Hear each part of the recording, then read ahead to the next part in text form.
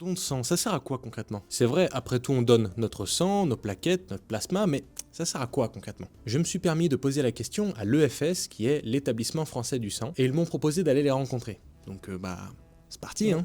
Alors, je te dérange juste 2 petites secondes. J'aimerais juste faire un petit point. Comme tu t'en doutes, la vidéo est sponsorisée et plus particulièrement en partenariat avec l'EFS, donc qui est l'établissement français du sang. C'est un petit peu comme le service public du sang, en fait. Il faut que je te rassure, il n'y a aucun échange d'argent.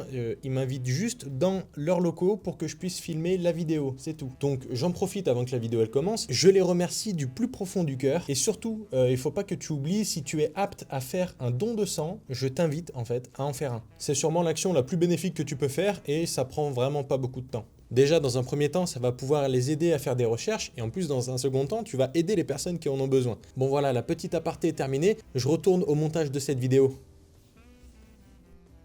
Donc je suis devant la maison des dons de l'EFS à Lyon-Perrache, donc on a la gare qui est juste là. Mais avant de rentrer, je vais vous faire un point sur la manière de procéder de l'EFS. Il faut savoir que l'EFS, donc cette maison des dons, n'est pas située uniquement à Lyon. Comme je l'ai dit plus tôt, l'EFS c'est un service public. Donc les maisons des dons, qui sont des endroits qui sont spécialisés pour le don de sang, il y en a un petit peu partout en France. À savoir qu'il y a en tout 115 maisons des dons situées en France, les DOM comprises. Et en plus de ça, chaque année, il y a en moyenne 40 000 collectes de dons qui sont mobiles, donc qui ne se font pas dans les maisons des dons, mais qui se font en fait dans des endroits qui sont spécialisés pour ça ou privatisés pour ça. Mais ça, on va le voir plus tard dans la vidéo. En attendant, on n'a plus qu'à rentrer.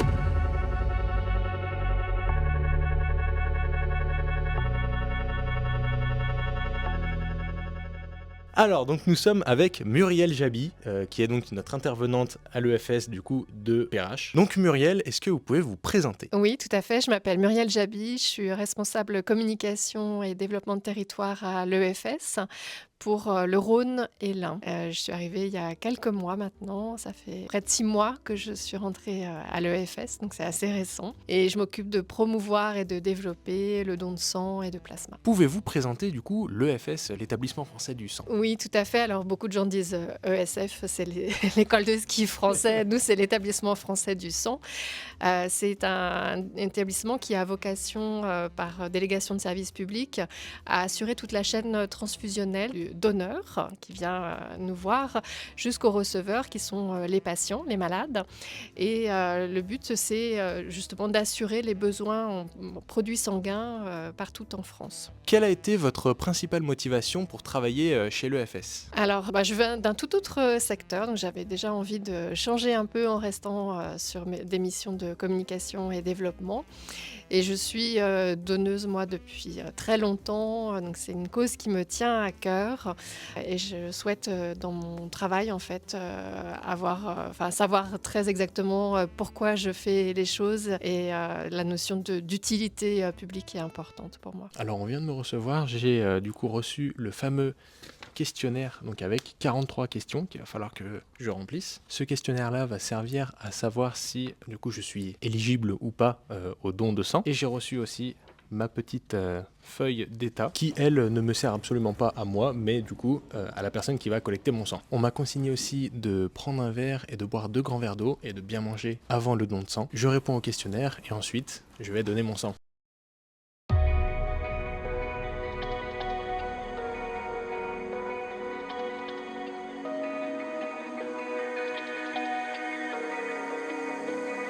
We're running out of options. I didn't know them, but we took every precaution. Now you're holding back, but I can hear the pain underneath your breath. I can feel the shame running through your head. I just wanna stop it. I just wanna stop it. Where do you turn when you need someone? Where do you hide when you just can't run? Where do you go when you have no home? When you have no hope? What do you do when you're losing sleep? When real life doesn't beat your dreams? Alors, je vais vous laisser commencer à faire des petites pressions avec la main. Donc je vous rappelle que pendant le don, on continue. Enfin, les petites pressions, c'est de manière continue. Ok. Il faut faire environ toutes les 2-3 secondes, ça sert à rien de faire trop vite ou trop fort. L'idée, c'est pas de vous fatiguer non plus. C'est juste.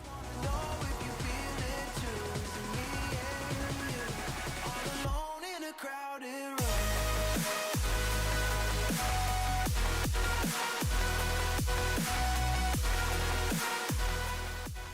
Donc maintenant, une question un petit peu plus step by step, on va dire. Comment je fais concrètement pour donner mon sang? Alors, il y a plusieurs possibilités. On va parler peut-être de venir en maison du don dans un premier temps.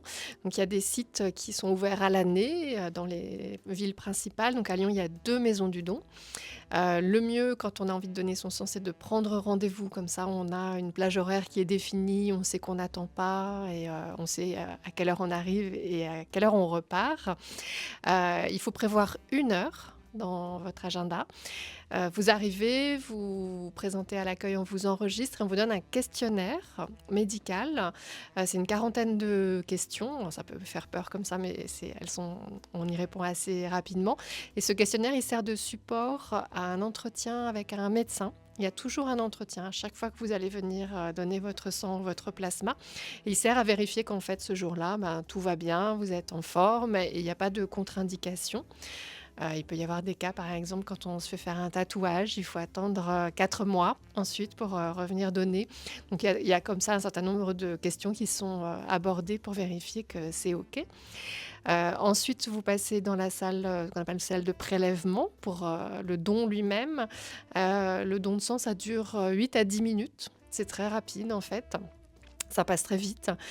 Pour le don de plasma, il faut compter 45 minutes à peu près, parce que c'est un système un petit peu différent, où une machine en fait va séparer les composants du sang et vous redonner les globules rouges et les plaquettes et ne garder que le plasma par cycle successif. Donc ça prend un peu plus de temps, mais c'est aussi un don qui peut se faire plus fréquemment parce qu'en fait, du coup, vous récupérez une partie de votre sang, les globules rouges et les plaquettes, donc le corps se remet d'autant plus facilement. Donc après votre don, ensuite, vous restez une vingtaine de minutes en pause à la collation. Donc là, vous buvez, vous mangez, vous prenez votre temps et comme ça, nos équipes vérifient que tout va bien et que vous êtes en pleine forme pour pouvoir repartir et terminer votre journée. En gros, sur cette machine-là, donc vous seriez piqué de ce côté-là, ça part jusqu'ici. Ici, c'est déjà une pompe. Ok. Ça amène jusqu'à un filtre qui se retrouve ici. En fait, le filtre, il tourne et il sépare donc les cellules et le plasma. Ok. Le plasma, c'est que la partie liquide du sang et où il y a quelques protéines dedans. Mais ça part dans une poche qui se retrouve à ce niveau-là par gravité. Et le reste, ça va aller dans un autre réservoir qui est ici. Ok. Et donc ce réservoir, c'est un concentré de globules divers et variés. Ça va être globules rouges, plaquettes, globules blancs, tout est là en fait. Une salade de globules. C'est ça, c'est une salade de globules avec de l'anticoagulant parce qu'on a enlevé la partie liquide du sang. Et donc du coup, ça ne marcherait pas si on n'était pas d'anticoagulant.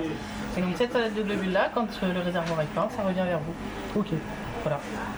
Le don du sang est terminé. Voilà, j'ai mon petit pansement. Maintenant, je suis dans la dernière phase où il va falloir que je reprenne des forces. Donc, on m'a donné des petites collations parce que je risque d'être un poil fatigué pour le reste de la journée. C'est pour ça qu'il est conseillé de se reposer après un don et de ne surtout pas sortir en soirée juste après le don. Mais maintenant, à quoi va servir mon sang et où est-ce qu'il va? On va demander à Muriel. Alors, une fois que j'ai donné mon sang, concrètement, où est-ce qu'il part? À quoi il sert entre guillemets, quelle est la mission de l'EFS? Alors c'est une bonne question parce que la plupart des gens pensent qu'en fait il est utilisé tel quel. Et en réalité, toutes les poches de sang, d'abord il y a un contrôle qui est fait. Quand vous donnez votre sang, on prend aussi des petits tubes, un petit peu comme dans un laboratoire d'analyse. Et ces petits échantillons de sang, ils vont être envoyés justement dans un laboratoire pour vérifier qu'il n'y a pas d'infection ou de maladie quelconque. Et tant que ces examens n'ont pas été faits, les poches sont bloquées en fait. Elles ne peuvent pas être utilisées. Une fois que les examens sont faits, elles sont libérées. Et là, le sang, il est séparé dans ses différents composants. Donc, les globules blancs éventuellement être enlevés, ils ne nous intéressent pas, et c'est la partie qui sert à lutter contre les infections, donc ça ne va pas avoir d'usage. Et on va séparer les globules rouges, les plaquettes et le plasma. Et pour chacun de ces composants, il peut y avoir des indications différentes, donc des usages différents. On pense souvent que le sang, il est utilisé essentiellement pour des accidentés de la route, par exemple. C'est bien sûr une partie de l'usage, mais il y en a beaucoup d'autres. Les grands brûlés, par exemple, ont besoin de plasma. Certains traitements cancéreux nécessitent aussi du plasma. Les plaquettes, ça va être pour des questions de coagulation. Les globules rouges, ils peuvent être transfusés également.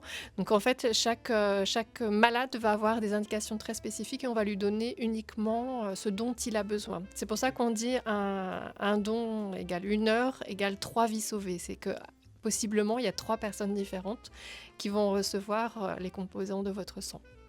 Bon, si avec ça vous faites pas de don de sang.